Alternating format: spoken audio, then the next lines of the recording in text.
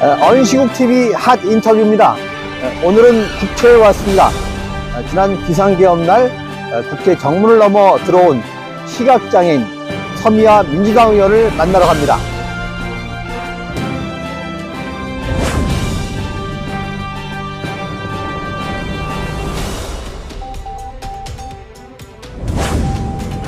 언시국TV 핫 인터뷰입니다.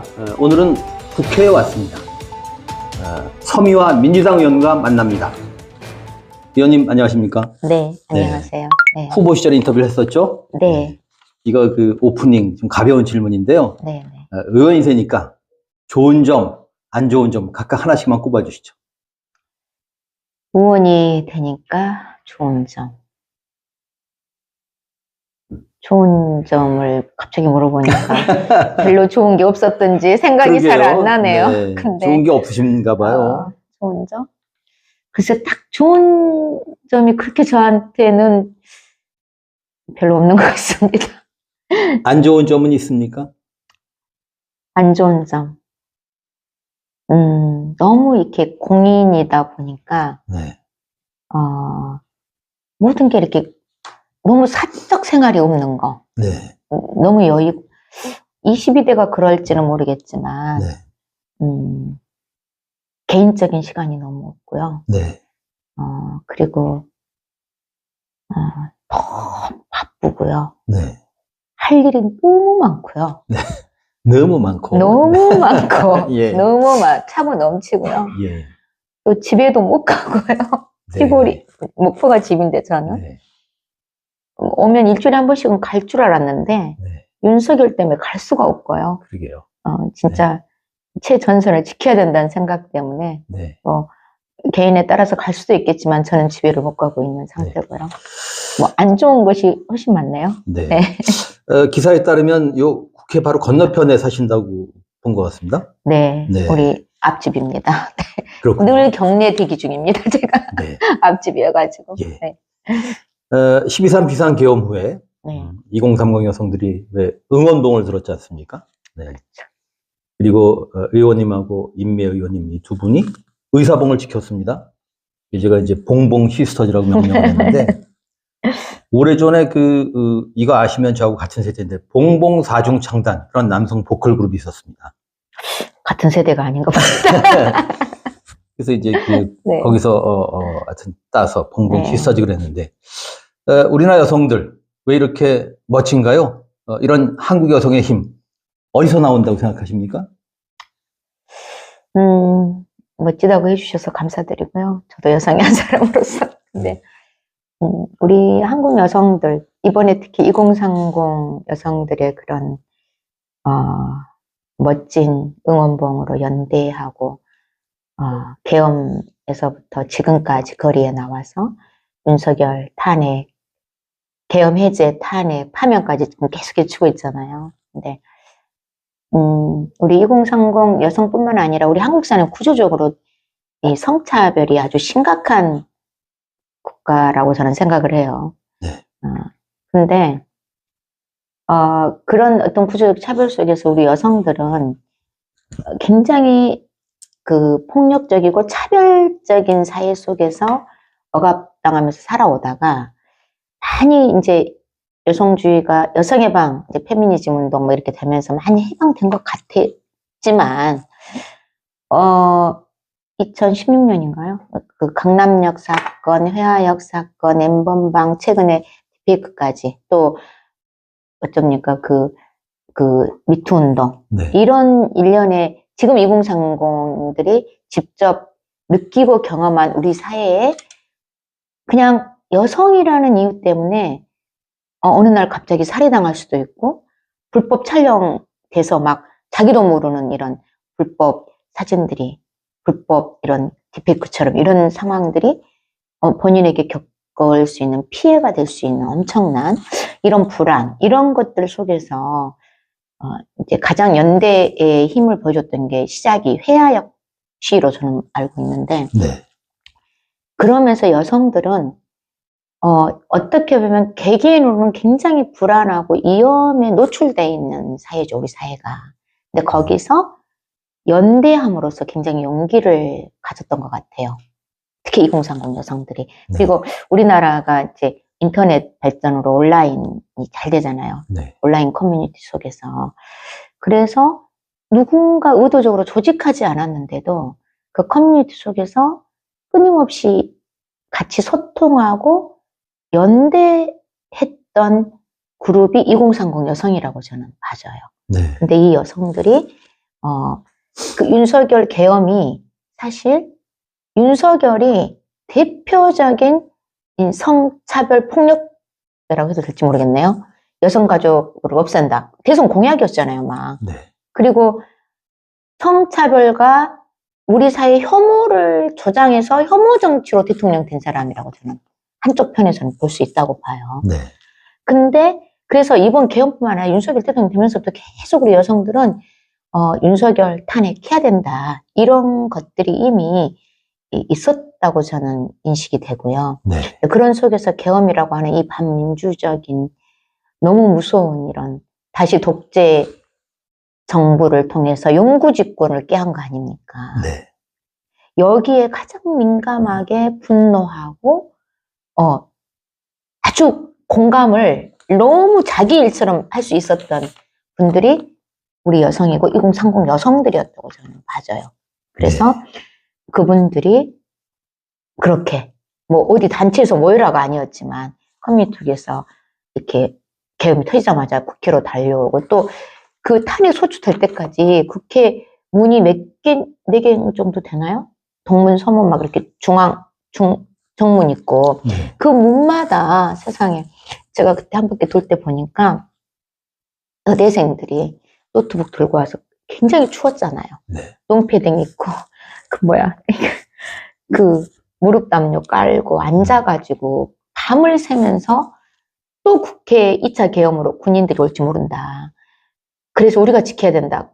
그런 여성들을 보면서 진짜 너무 감사했습니다. 네. 너무 멋졌고 우리 이필재 선생님 말씀해 주신 것처럼 말씀 들으면 여성들이서 민주적 감수성이 뛰어나다. 이런 얘기도 할 그러니까 수 있겠네요. 그 차별 속에서 민주적 감수성이 키워졌다고 보는 거죠. 예. 그 차별의 경험. 그 다음에 우리 사회에 폭력이나 위험에 노출돼 있는 당사자성이 네. 만들어졌다고 봐요. 네. 내가 당한 피해가 아닌데도 나도 당할 수 있다. 우리 강남역 털 때 얼마나 많은 포스트잇 붙이면서 연대를 막 했잖아요. 네.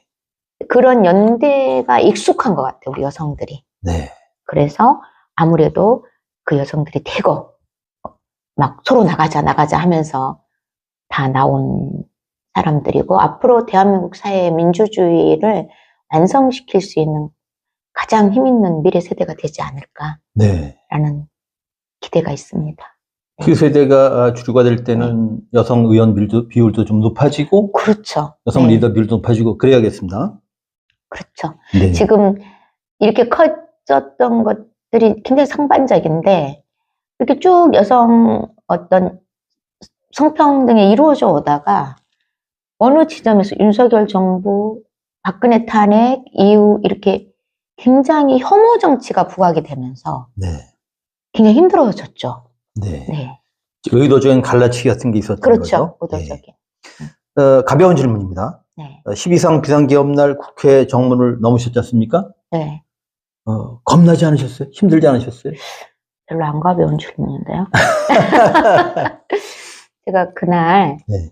이제 10시쯤에 집에 들어갔는데 네. 10시 반쯤에 우리 부장한테 전화가 왔어요. 네. 텔레비전을 켜보라고 막 비상계엄 때더나 너무 깜짝 놀라가지고 근데 저는 이제 국감 때도 비상계엄이 의심스러워서 막 질의를 했던 사람 중에 한 사람이거든요. 제가 네. 운영위원회에서 그 신원식 안보실장한테 네. 그 오물풍선 왜 그렇게 민간에 넘어오게 하냐. 이거는 전시 상태 만들어서 비상계엄 하려고 하는 의심이 드는데 그거 아니냐 막 해가지고 저랑 엄청 새벽 1시쯤에 막 싸움을 했어요. 네. 이게 별로 보도가 안 돼서 심야에 막 질의를 하다 보니까. 근데 비상계엄 했단 말을 듣고 제가 바로 이제 막 챙겨가지고 달려갔는데 정문이 막 잠겼을 때 같아요. 그때 막 군인들이 타닥타닥 문에 붙어 있어요. 이렇게 전혀 이렇게 접근을 못하게 문 자체에. 네. 근데 우리 비서관이 막 사람을 이렇게 막 뜯어냈어, 한 명씩. 네. 그랬는데, 그때 저는 무섭지 않았냐고 물으셨는데, 무섭다, 막 이런 생각이 들 경향이 없었던 것 같아요. 나는 빨리 국회를 들어가서 계엄 해제해야 된다. 네. 그 목표가 너무너무 강렬했기 때문에, 그냥 그 담 넣는 거 아니고 담이 없다면 딴 데라도 파서 가지.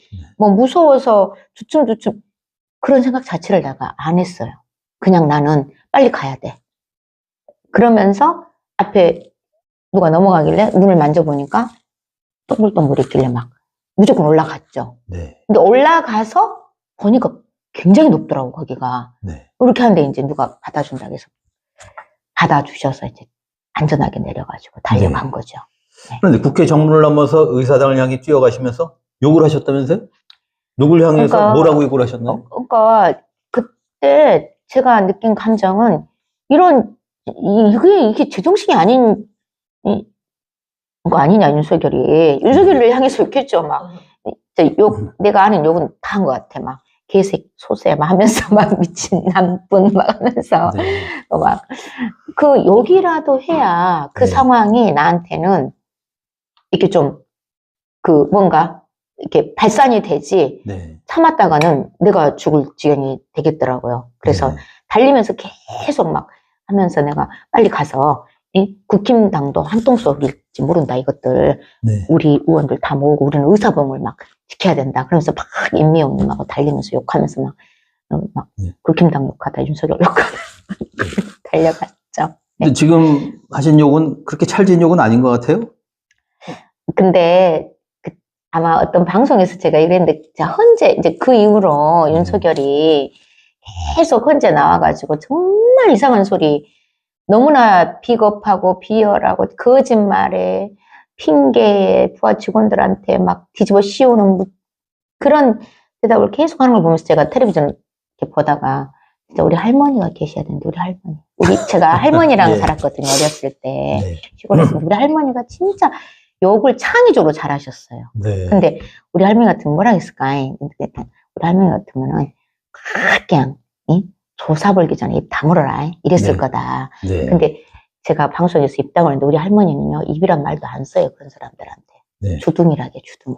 예. 주워 벌기 전에 주둥이 다물어라 이렇게 말씀하실 네. 정도로 너무나 듣기 힘든 현재 그 기간을 우리가 또 다 지켜봤잖아요. 네. 그래서 이렇게 시간 걸리는 걸 보면서도 진짜 우리 할머니 같은 사람이 헌재해야 되는데, 바로 직심해분데 시간 안 끄는데 저런 불필요한 사람들은 바로 심판해서 단죄를 해줘야 되는데. 네. 그래서 그런 말씀을 드린 적이 있죠. 제가 저도 기사에서 조사 풀어야 한다 이렇게 하셨다고 하길래 제가 검색까지 해봤지 않습니까? 네네. 그랬더니 뭐 끝이 뾰족한 물건으로 뭐 찍어서 잘게 부숴버린다. 뭐 이런 네네. 뜻이더군요. 근데 우리 목포에서는 조사분단 말을 욕설로 쓰는 게 아니라 좀 조사 주시오 이렇게 쓰거든요. 네. 근데 그게 낙지 탕탕이 있잖아요. 예. 낙지를 도마에 넣고 칼로 잘 조사요. 이렇게 꿈틀꿈틀 산 낙지를, 낙지 탕탕이가 산 놈을 이렇게 막 줬자는 게 좀 자주 쓰는 용어예요. 그렇군요. 낙지 잘 조사갖고 주시오. 뭐 이렇게 마늘도 잘 조사서 넣어야지 어쩌고 저쩌고. 그 말씀이 맞는데. 네. 그렇군요. 네. 그런데 지금 일부 시민들은 말이죠. 파면 되겠죠. 그렇게 봅니다. 네. 그리고 내란죄로, 내란수괴죄로 처벌받겠죠. 그러면 최소 무기징역 아닙니까? 그렇죠. 근데 걱정스러운 것이, 다음 대통령이 뭐 특별사면 한다든가, 혹은 뭐 가석방, 감형, 이런 가능성 때문에 우려를 하는데, 제2윤석열이 다시 나오지 않도록 하려면은, 뭐 가석방, 감형, 이것도 배제해야 되는 거 아닙니까? 동의합니다. 네. 그래서 이제 계엄 이후에 사면법에 대한 개정안이 굉장히 많이 올라왔거든요. 네.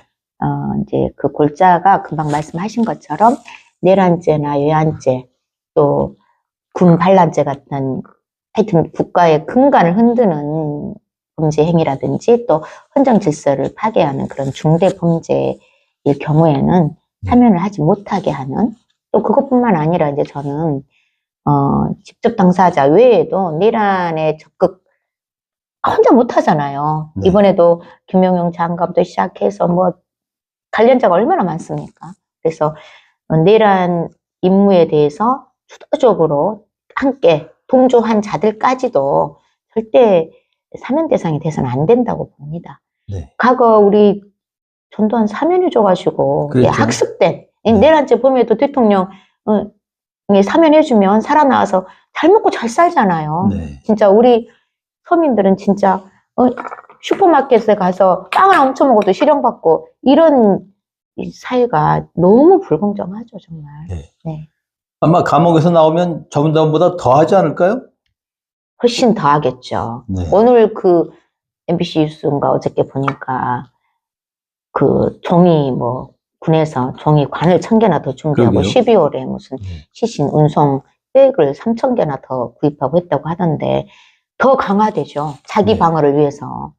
훨씬 계엄이 아니어도 뒤로 해서 더 무섭게 어느 날 사라지고 납치되고 이러지 않겠어요? 난 네. 그것만 생각하면 자다가도 정신이 바짝 든다니까요. 네. 너무 진짜 무섭습니다. 빨리 진짜 내란 종식하고 새로운 시대를 좀 열어야죠. 네. 네. 윤석열의 악행으로 첫선 꼽으실 것, 뭘 가장 심각한 악행으로 보십니까? 윤석열의 악행? 예.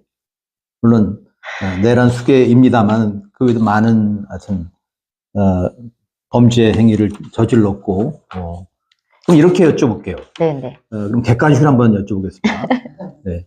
내란의 악영향 중에서 가장 심각한 게 뭐라고 보십니까?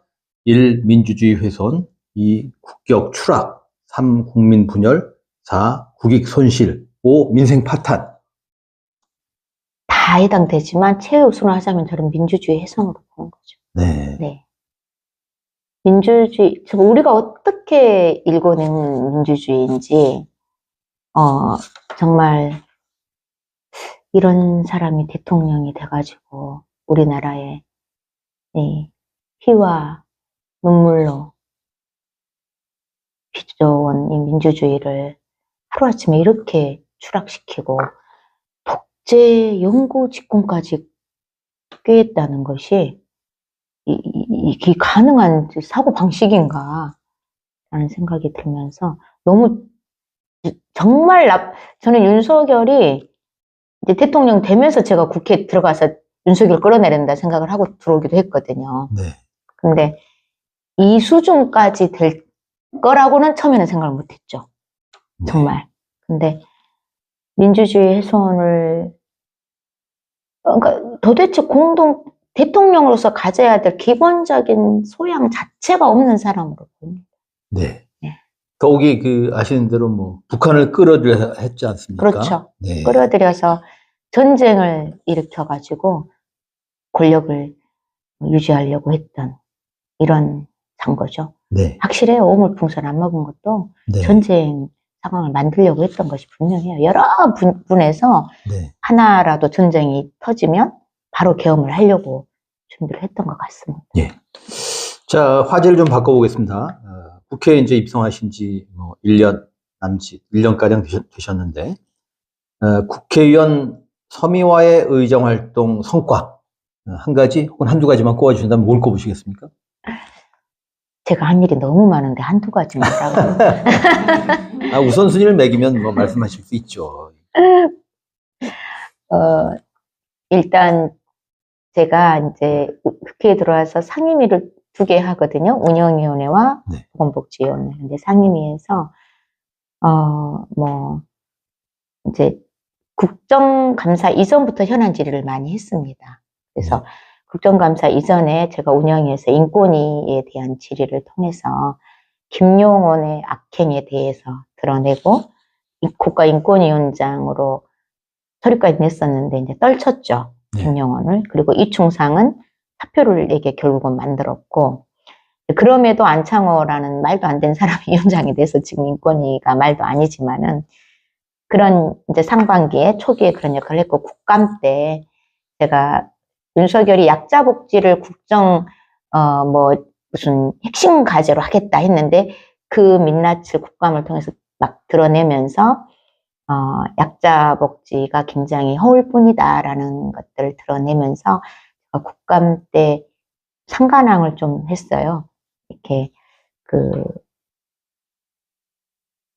머니투데이인가? 머니투데이에서 더삼백 의정 국감 대상 네. 하고 또 더불어민주당 우수의원 네. 그다음에 당뇨병 대상 이렇게 3개에서 대상을 좀 제가 받았는데 국감을 정말 열심히 했습니다. 그리고 재정법도 새로 법률도 이제 개정법이 아니라 네.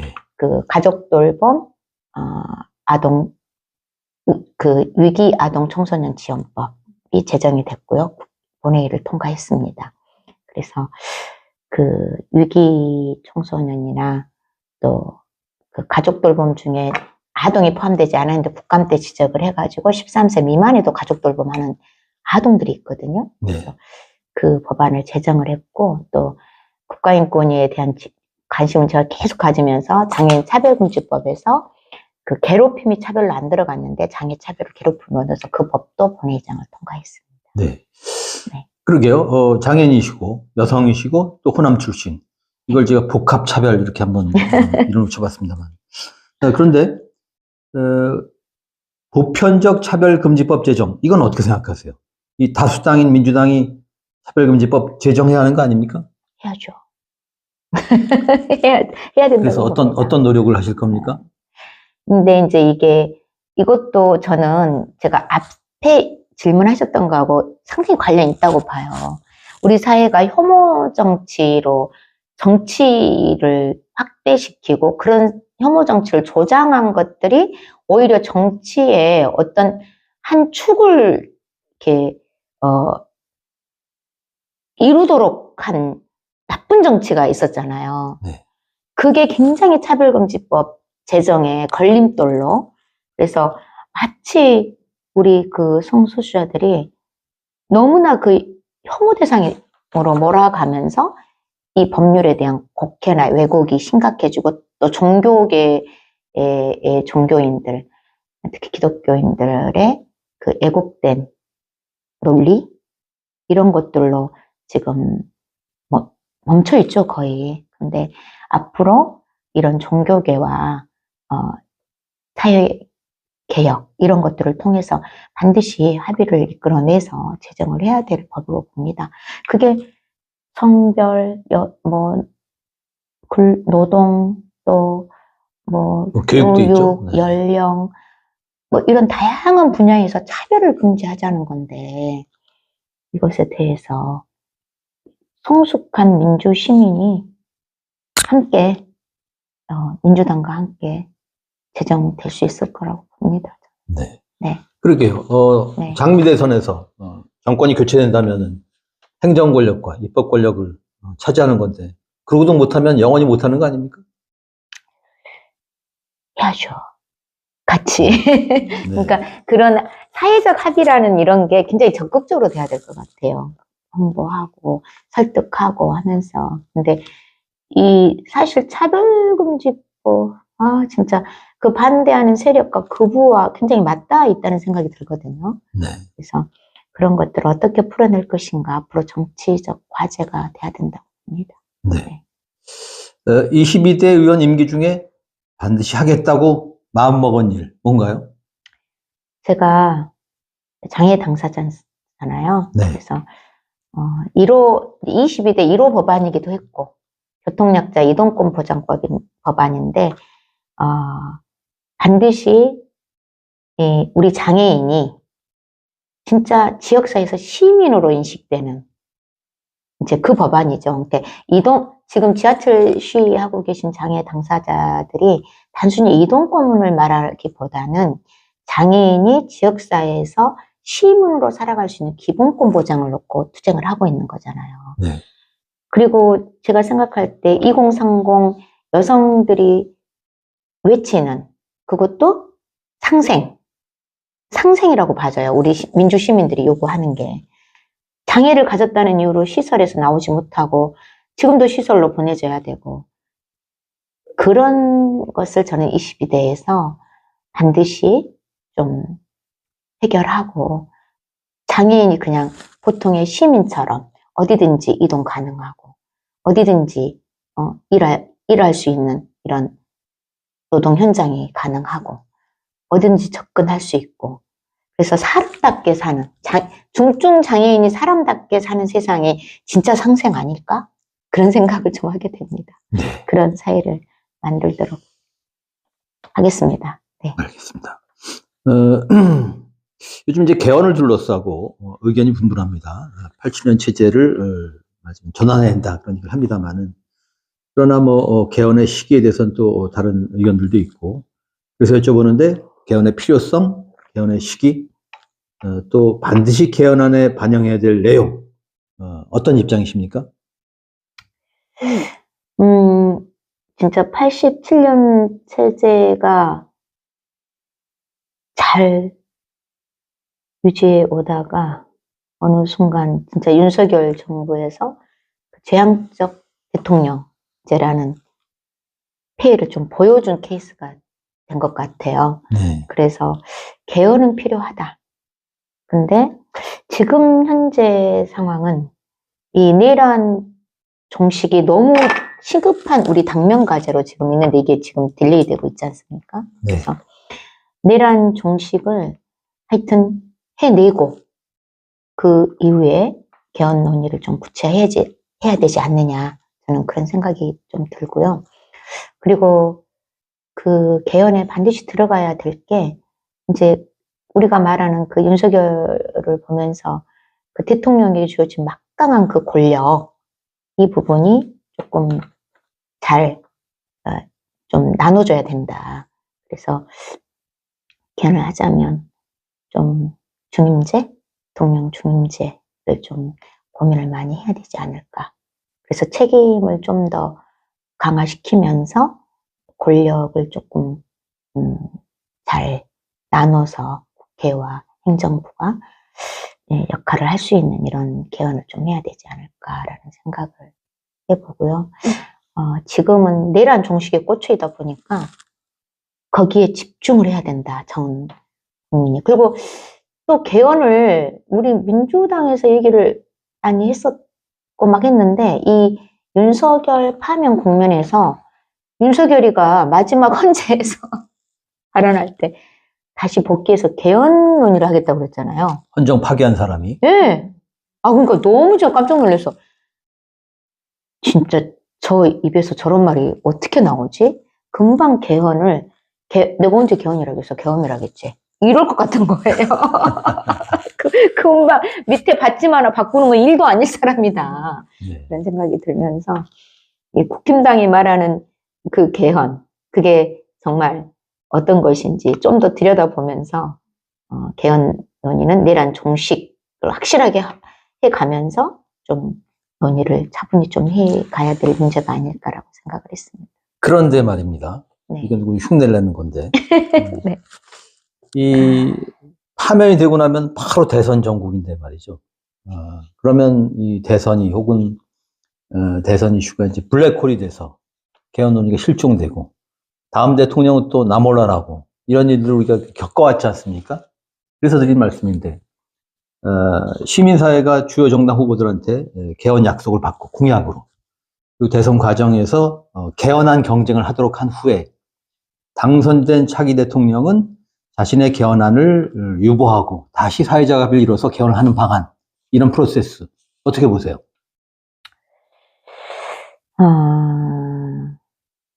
지금 시민사회에서 그런 좀 그 고민이나 연구나 이런 것들이 좀 되고 있다고 좀 생각이 드는데 저는 좀 그런 대선 국면에서 공약 제시로 그렇게 좀 해볼 수 있지 않을까라는 생각이 저는 드는데요. 네. 네. 이른바 장미 대선으로 들어설 다음 정부가 반드시 해야 할 핵심 과제 뭘 꼽으시겠습니까? 우리 이재명 대표님도 얘기하셨는데 뭐 성장과 회복 뭐 이런 얘기를 하셨어요. 근데 저는 장애 당사자 대표성을 가진 사람으로서 우리 이제 지금 우리 광장에서 말하고 있는 그런 좀 의견들이 핵심 과제가 돼야 된다고 봐요. 그래서 같이 살아갈 수 있는 우리 대한민국 공동체, 지금까지는 굉장히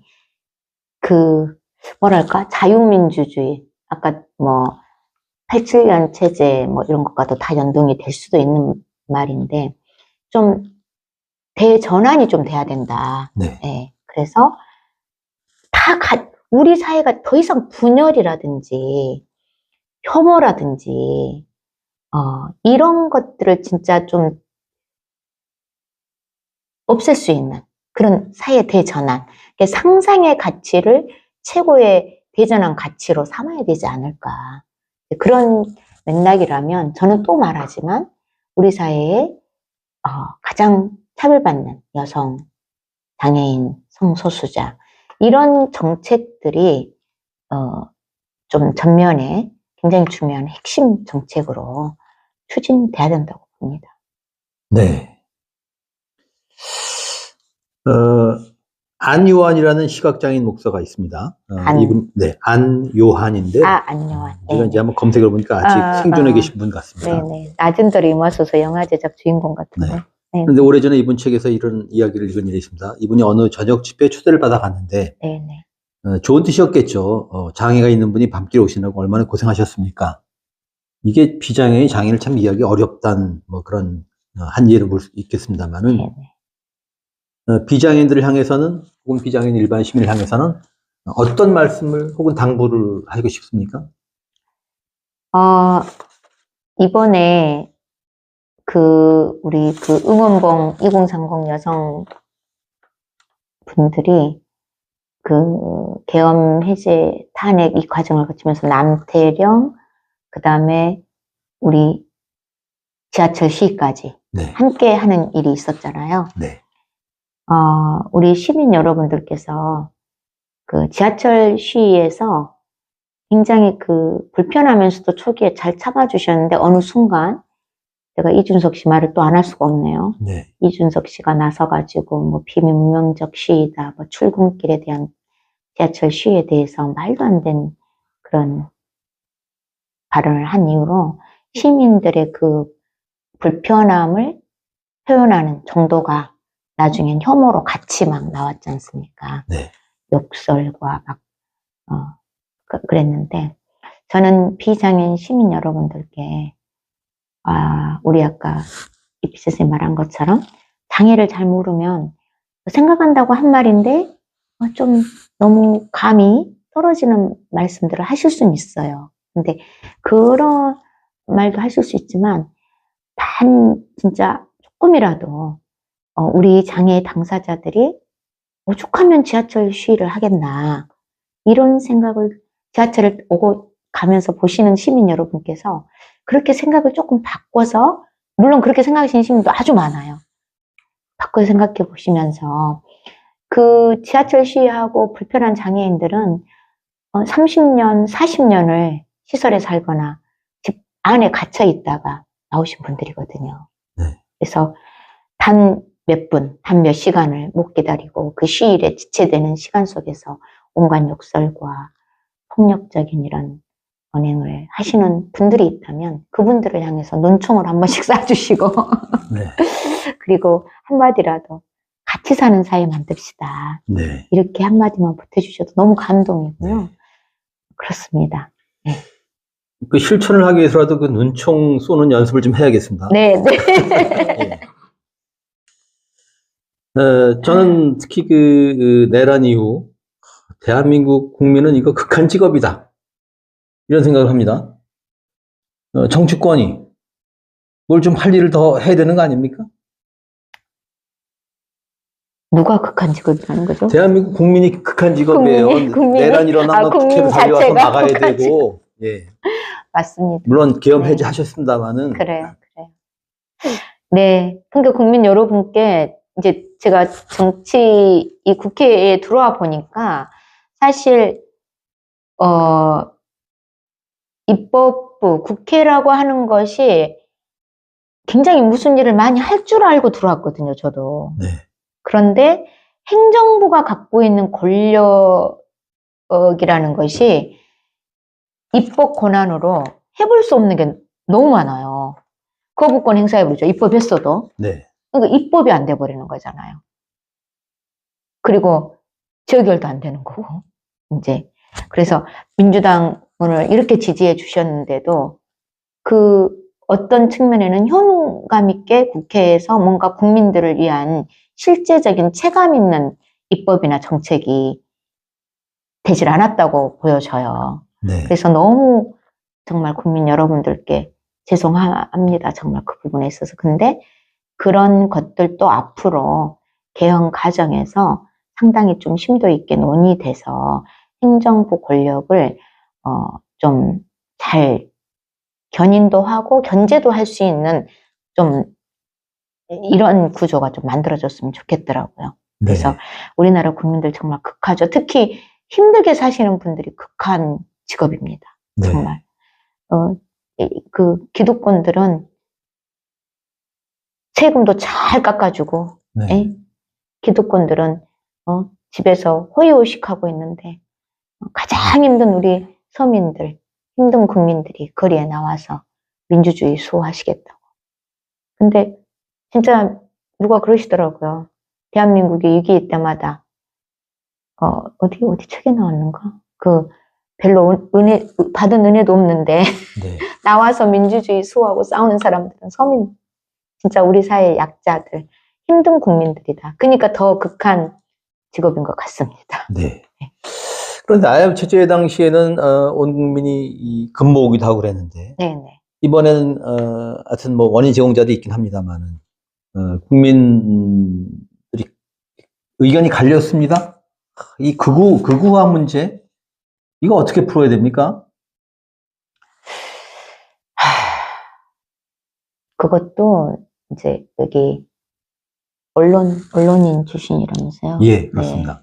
네. 다양한 영역의 책임 소재를 갖고 있는 영역이 많이 있죠. 그거와 문제는 이게 이제 그분들이 그 정보 수입을 굉장히 잘못 왜곡된 가짜 뉴스, 가짜 정보 이런 것들을 말하기도 하고 그러는데 사실 우리나라가 진짜 저는 이명박 진짜 이 언론을 그냥 완전히 이 조중동에다 날개를 달아준 장본 아닙니까? 그렇죠. 네. 그때 이제 네. 그 기울어진 운동장이 완전히 그렇죠. 그냥 고착이 네. 돼버렸죠. 네. 그러면서 시골 가잖아요. 이 전남 같은 데 가도 TV조선 틀어져 있어요. 식당에 가면. 왜 그렇게 TV조선이 기증한 텔레비전. 그래서 TV조선에 고정된 그런 얘기를 제가 들은 적이 있어서 와 정말 얼마나 집요하게 그 언론을 장악해 오고 그 언론을 통해서 우리 국민들을 호도하고 그 진짜 현혹하는 그래서 이 구구 청산의 문제는 언론 개혁하고도 저는 상당히 관련이 있다고 봅니다. 그래서 제대로 된 언론이 제대로 된 사실 보도와 또 대한민국 사회에 모든 국민들이 좀 서로 같이 살아갈 수 있는 이런 정보를 국민들에게 제공하고 진실을 알아야 제대로 된 대응을 할 거 아닙니까? 근데 네. 너무나 애곡된 이런 것들이 우리 선량한 국민들까지 전부 현혹시켜가지고 이런 극우화를 세력화하고 있는 이런 실정이고 또 그 굉장히 그 자본의 세력 자본이 힘이잖아요. 자본주의라고 하는 그렇죠. 게. 예. 그래서 한간에 보면 극우 집회 나가시는 분들이 일당 5만 원이었고 지난주 토요일에 일당 7만 원이었다 뭐 이런 말도 있더라고요. 네. 근데 거기에 많이 어르신들이 나가잖아요. 네. 근데 우리 사회가 어르신들에 대한 노후 대책이 굉장히 불안정하잖아요. 그러니까 거기 알바비 받고 나가신다는 게 너무 슬픈 일 아닌가요? 네. 이거는 정책적으로도 앞으로 우리 뭐 지금 연금개혁 가지고도 막 그러고 있지만 정말 우리 65세 이후 어르신들이 막 그런 알바 안 뛰어도 안전하고 좀 행복하게 사실 수 있는 이런 보장을 해줄 수 있는 그런 복지 국가가 돼야 되는 거 아닙니까? 네. 예. 그러고 보니까 연금개혁 또 무슨 의료 개혁이랄까요? 네네. 다 소관 상임위에서 네네. 다루는 문제들이네요. 그러고 있습니다. 네. 네. 연금 개혁 제대로 하는 겁니까? 지금 거의 막바지인데 이런 게 있어요.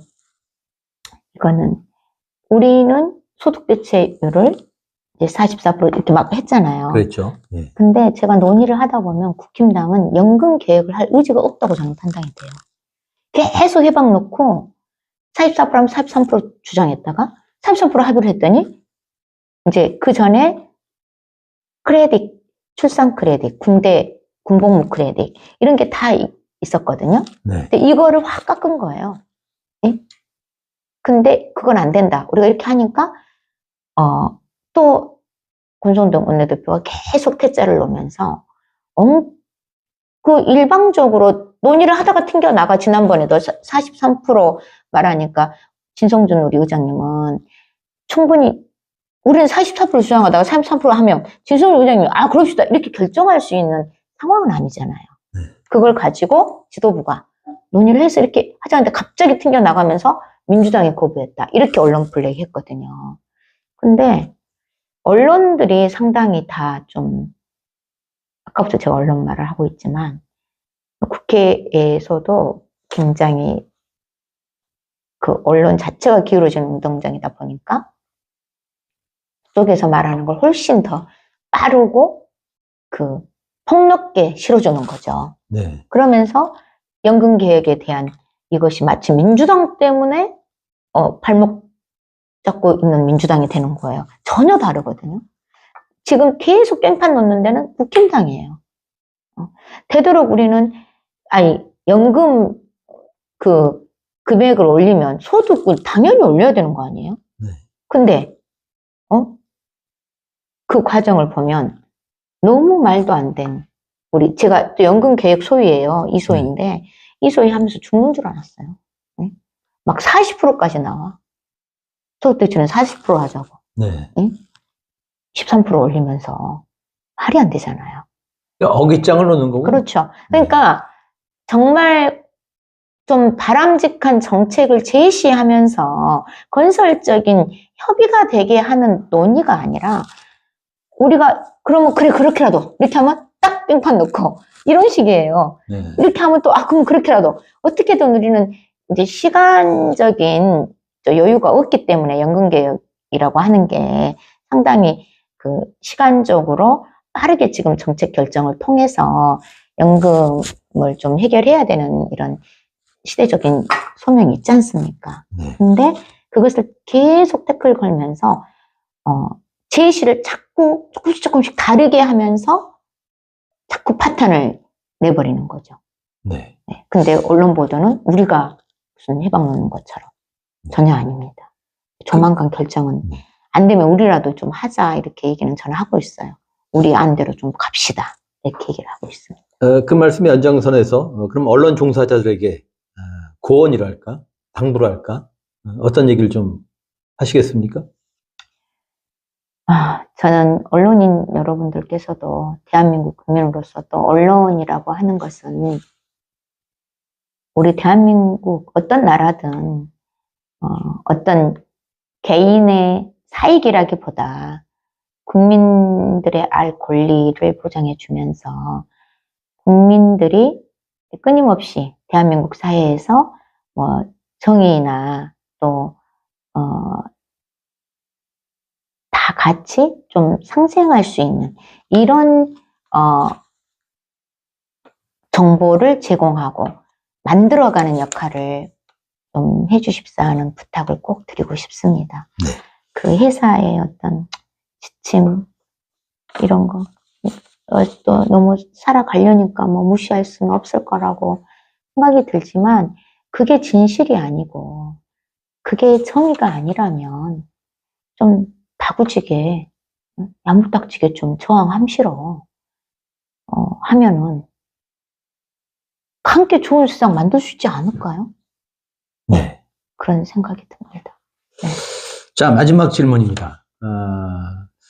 제왕적 대통령제도 문제지만은, 아까 인권 얘기를 하셨지만, 그러니까 대통령의 그 인사권을 지렛대로 거의 모든 자리에 뭐 검사 출신들 앉혀서 그 세상이 아주 이상해졌지 않습니까? 네네. 장미 대선에서 정권이 교체된다면 새 정권은 그렇게 운영해서 안 된다는 생각에서 민주당이 집권을 하더라도 특히 이런 차별금지법 이런 문제랄지 좀 되레 여당 내 야당 노릇을 좀 하시겠습니까? 아, 저한테 여쭤보는 거예요? 그렇습니다. 네네. 네. 저는 원래 야당입니다. 네. 네. 저 이제 야전에서 네. 이렇게 좀 했는데 네. 당연히 뭐 그런 역할을 하는 의원님들이 나 말고도 계시겠지만 그런 역할을 해야 되는 입장이 아닐까요? 저는 네. 네. 끊임없이 소수자를 대변하고 또 그런 아까 인사 얘기하셨는데 네. 민주당이 이제 정권을 만약에 이제 잡게 된다면 그런 인사에 있어서 다양한 우리 사회의 각계층의 전문가 그룹 또 시민사회단체 그룹 이런 부분에 인사들까지도 충분히 좀 인력 풀을 좀 잘 점검해서 요소요소에 필요한 인사들을 좀 배치시켜서 빠르게 성장과 회복이라고 있잖아요. 네. 회복하고 성장하려면 그런 좀 대의적인 연합 정치라고나 할까요? 그런 좀, 큰 그림을 그려서, 문재인 정부의 비판을 받았던 이런 강원은 반복하지 않아야 된다고 봅니다. 네. 네. 그랬죠. 그러니까 촛불 혁명의 성과를 네. 제대로 나누지 않은 그런 과오가 있었다고 봅니다. 네. 자, 저희도 서미아 의원님의 의정 활동을 지켜보겠습니다. 응원하면서 지켜봐야지. 또 필요하면 응원하고 연대도 지켜봐 하겠습니다. 주시오. 응원도 연대도 하고. 해주시고. 네. 감사합니다. 예. 네. 자, 언시국TV 핫 인터뷰. 오늘 서미아 민주당 의원을 만났습니다. 고맙습니다. 감사합니다. 고맙습니다. 네.